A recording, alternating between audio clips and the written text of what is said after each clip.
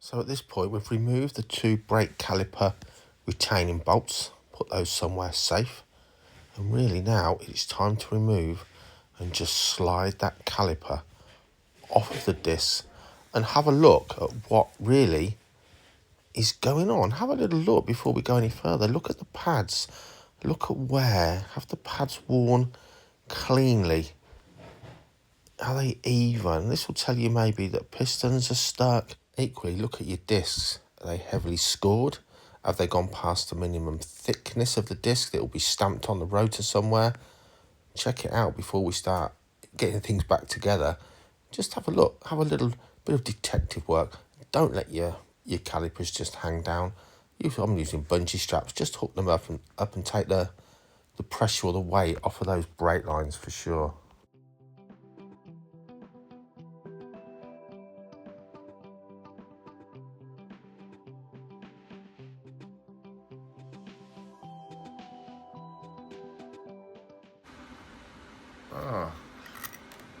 I'll get some light in a minute. You can just about see on that blurry image. But there's stuff left on there. They're worn really evenly looking at the moment. From the outside, they look really well even. The discs are perfect. But putting new pads in, even though there's some wear left on these, putting new pads in is going to mean pushing the pistons back in the calipers. Now, two things. I've topped up the brake fluid to the full with fresh fluid. It's all been bled out. Might have to take a little bit out with a turkey baster or something to allow room for the fluid to be pushed back into the reservoir. So bear that in mind. Also, look at the state of those pistons. They're black and sooty with brake dust. If we push those pistons back in, it's going to drag that baked on dust and crud through the rubber seals, and that is not going to do anything any good. So before we do that, we do need to get a toothbrush and some really soapy water, because we don't want to damage those fragile rubber seals, and scrub off all around those pistons. A tedious job, but we need to do it before we go much further.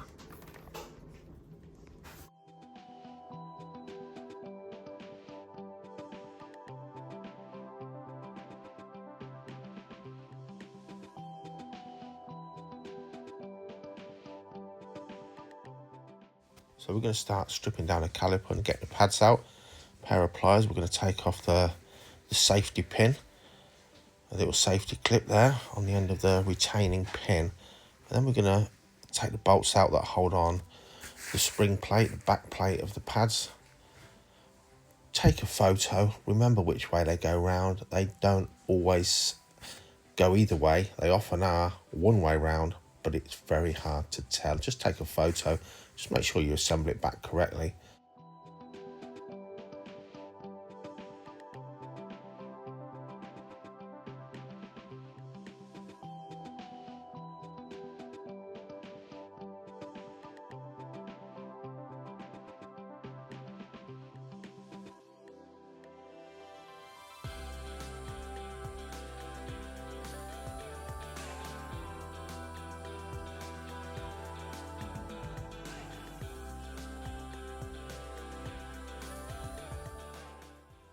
Now on this model, we're going to use an Allen key and we're going to unwind that pad retaining pin.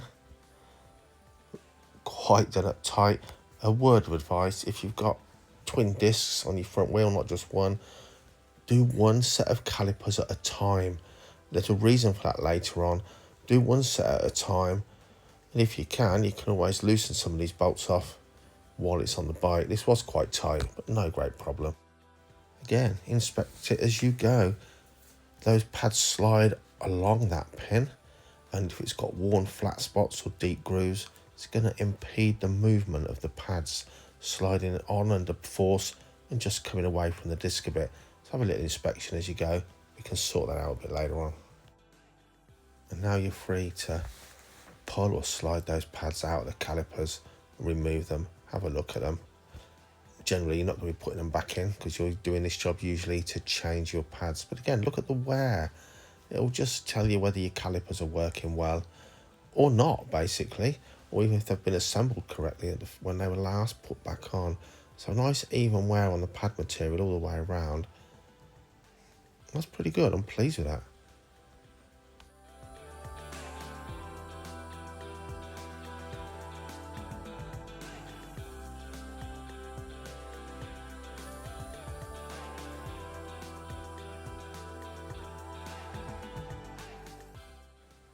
Now you can see just how filthy those pistons are.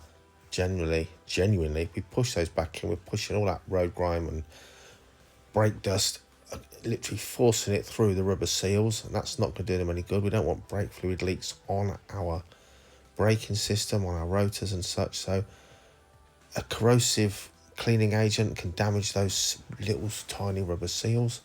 So the best thing really is a bit of hard work, something, a soft brush like an old toothbrush, and very soapy warm water, and just keep working your way around. Do not push those pads back into the caliper, rather those pistons back into the caliper, until you've got them nice and shiny and clean.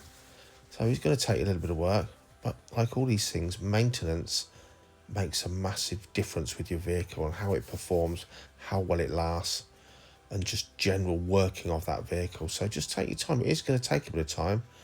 Yes, it's boring, and there's some tedious bits where you're going to struggle to get the toothbrush round, but get those pistons nice and clean before you go any further.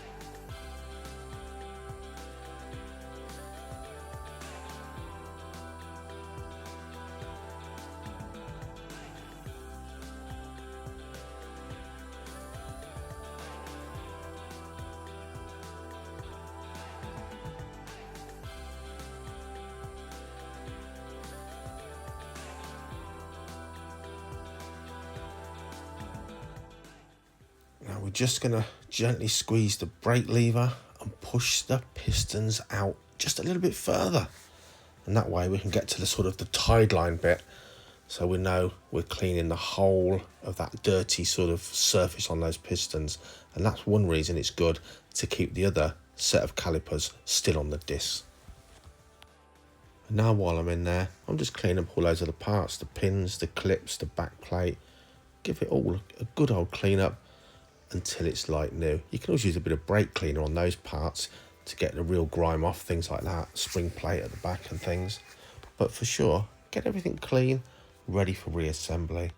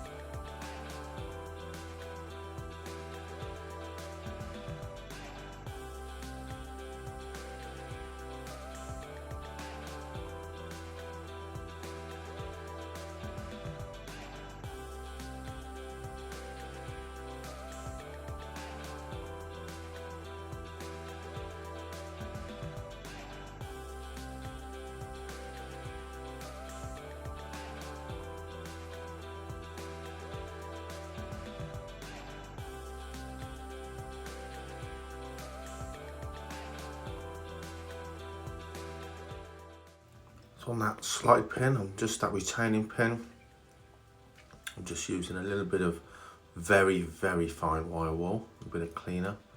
Just try and get it up nice and smooth.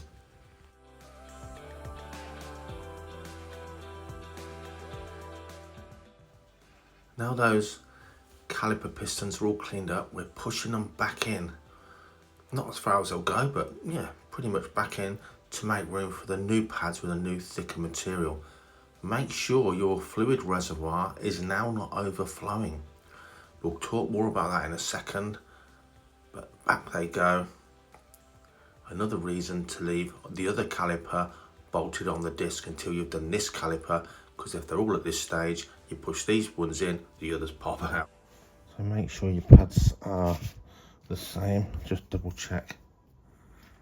They are, I've checked these, but make sure they're the same. You could have got them wrong. Someone could have supplied the wrong ones, thickness wise.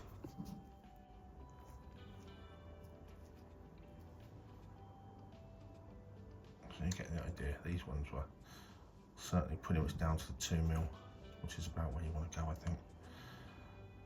Maybe got 4mm on them now. So good call, I think, to fit them while we're in here. So, then we want squealing brakes. I use copper grease on the brake parts, such as the slide pins and maybe the back of the spring, just if it touches the back of the pad, and on the back of the pads where the piston is going to push on there. Some people don't like using copper grease because obviously it's going to get a bit gummed up over time with brake dust, but there's no backing plates on these. You've got metal on metal, high frequency vibration, you end up with a horrible squeaky brakes. So for me, a little bit of copper grease on the back of here, on the spring, a tiny bit on those threads just so they don't seize up, and on this slide pin. And really important with your slide pin, check it as little tiny flat spots come in, and then they'll encourage these guys to sort of stay where they are instead of sliding freely. I can actually just about feel it a tiny bit. If you're worried, or these are too worn, definitely just change your pin out for a new one. These aren't too bad. I haven't said that. There's a little bit there. I can feel it a tiny bit. Check your pins, replace them at this stage if you feel you need to. So when we check those pads, remember the old pads, when we remove them, they look nice and even. They weren't worn more one end than the other and things like that. So they were obviously sliding on these pins just fine.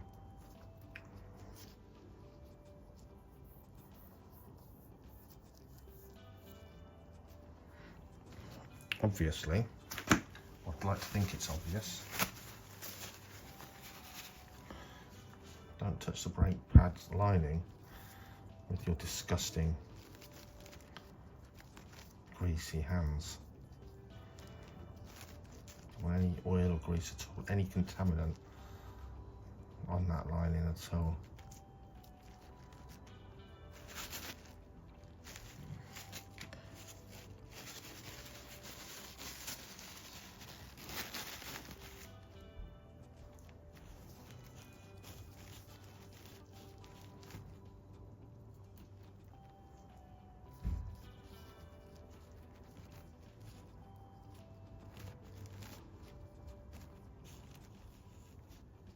Not any old grease, by the way. Make sure you're using a copper or brake grease.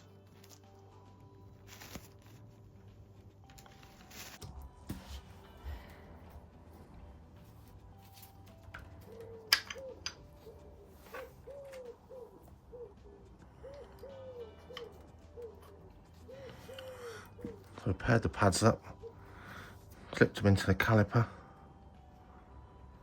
I'm going to put the pin through.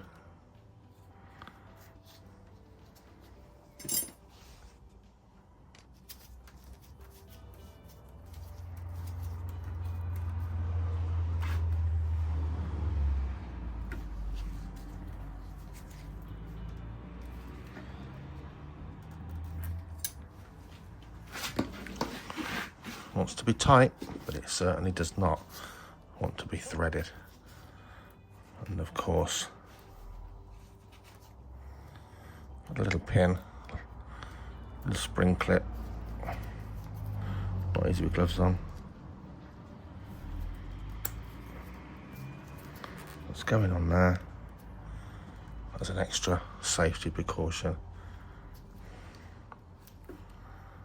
And we've got to get these back on those rotors. We'll push the pistons in by hand, remember.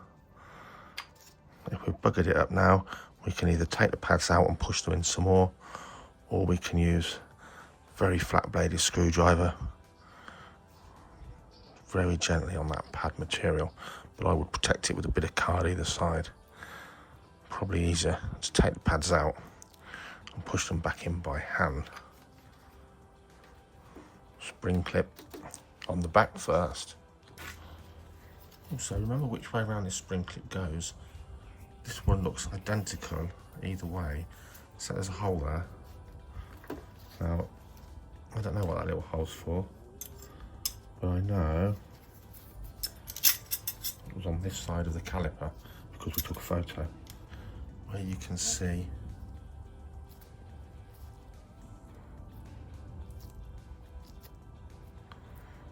that spring plate has had a tiny bit of wear on there.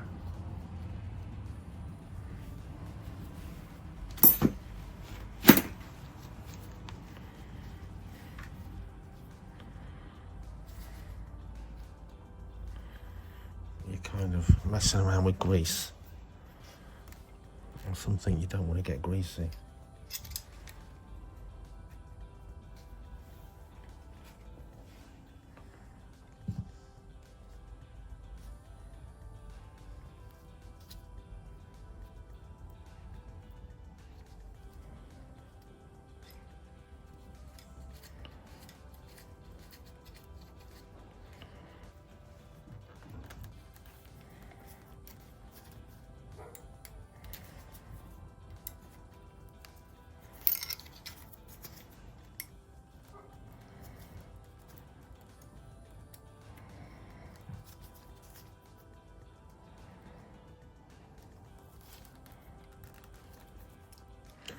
Again, do them up tight. Don't use a really long Allen key. Don't do them over tight. Nip them up. Now again, attention to detail. You don't need to do this, but we're using a very fine Scotch-Brite pad, and we're just going to clean up those brake discs. Just run it round both discs, both sides, and literally we're just going to clean them up, which will all help. Do you need to do this? No, you don't. Again, attention to detail. Just making things as good as possible.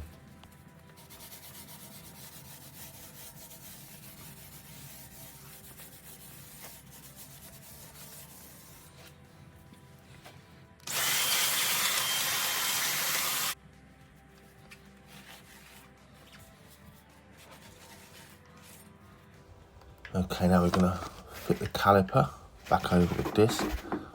I'm sure it's obvious, but push those pads apart and make sure they slide one behind and one in front of the disc. And then just wriggle that whole assembly back into place and line up the bolt holes. I'm using a bit of anti-seize copper grease on these.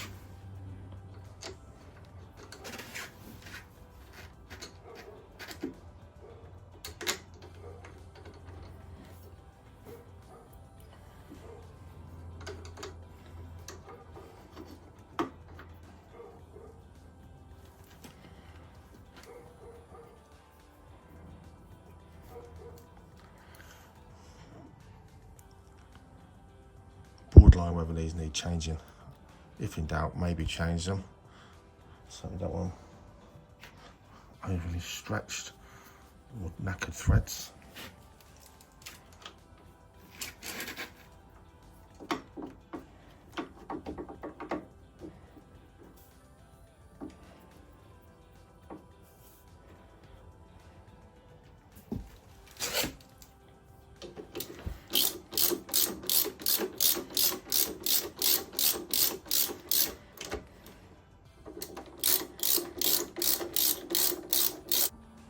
So we can remove the retaining screw, undo the cap, remove the rubber gasket.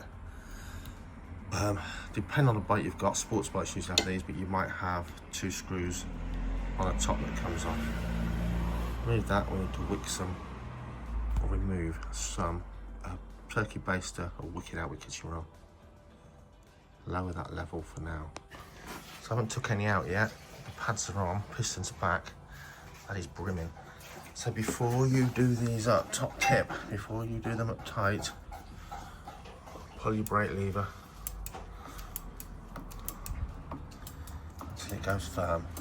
Both sets of pads have been pushed up tight against the disc, and then nip those up afterwards. That way you're lining things up much better.